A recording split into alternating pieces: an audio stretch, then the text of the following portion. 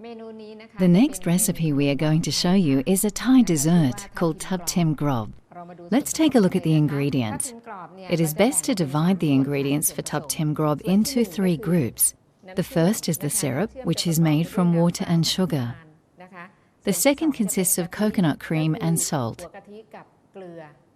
And the third is a mixture of water chestnuts, red syrup and tapioca flour. Well, before we work on the water chestnut mixture, let's prepare the syrup. In a pan, in goes the water. Turn on the heat. Add sugar into the water. The ratio is 1 part water to 1 part sugar. This will give us perfect syrup that is not too heavy or too light. Wait until the mixture is boiling and then remove the pan from the heat. While we're making the syrup, the coconut cream mixed with salt should be gently brought to the boil over a low heat.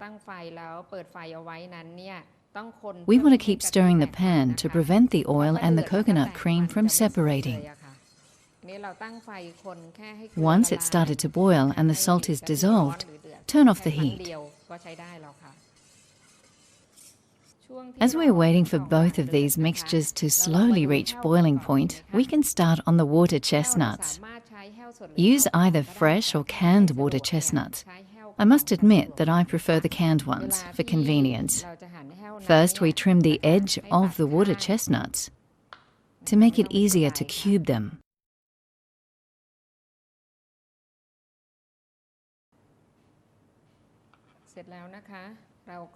Then put the cubed water chestnuts in some red syrup and leave it to soak until all is ruby red.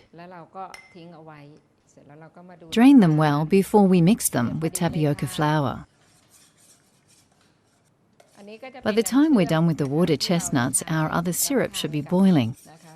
We will mix this with the cooked water chestnuts just before serving. For now, transfer it to a bowl and leave it to cool down.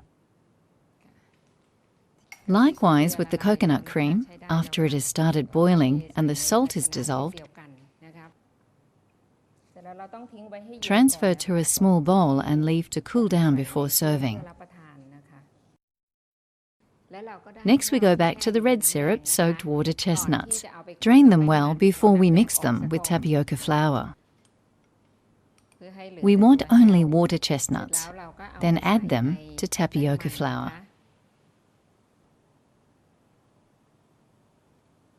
Make sure that each cube is thoroughly coated with flour.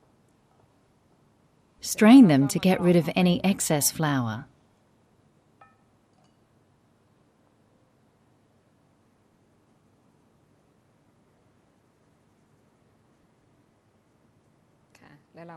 Now we're ready to boil the water chestnuts. Into boiling water, gently add the flour-coated water chestnuts. Remember at this point not to stir. Leave them to rest in the boiling water for a few minutes until the water chestnuts start to float to the surface.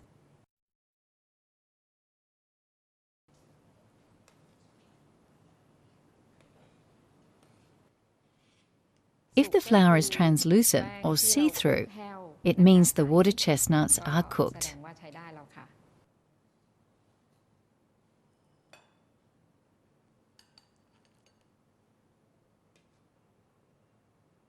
To finish, we mix the cooked water chestnuts with the prepared syrup.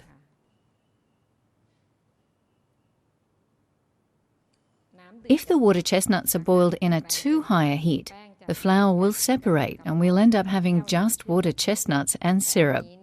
But if it's done correctly, there will be a chewy texture to every bite.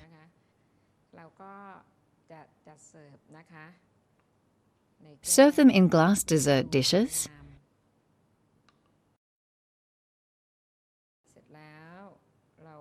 With the coconut cream poured on top.